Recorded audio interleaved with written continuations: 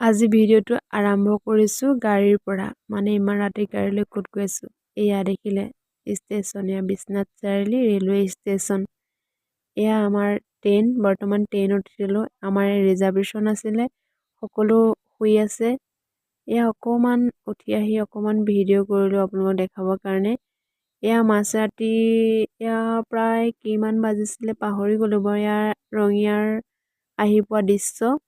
Finally আমি আহি পাই গ'লোঁ। এয়া চলন্ত চিৰিয়ে নামি গৈ আছোঁ আমি। এয়া ফাইনেলি পালোহি আমি গুৱাহাটীৰ পল্টন বৰা ৰেলৱে ষ্টেচন। সঁচাকৈ বহুত মানুহৰ সমাগম। এয়া ফাইনেলি ৰেলৱে ষ্টেচনত আছোঁ। তাৰ পৰা মৰ্ণিং, এয়া ৰাতিয়ে পোৱালে যিহেতু মৰ্ণিং নাস্তা কৰি ল'লোঁ। কৰি তাৰ পৰা দুপৰীয়া এখন হোটেললৈ গ'লোঁ আৰু এয়া দুপৰীয়া খাদ্যভাগ খাই আমি যি কামত আহিছোঁ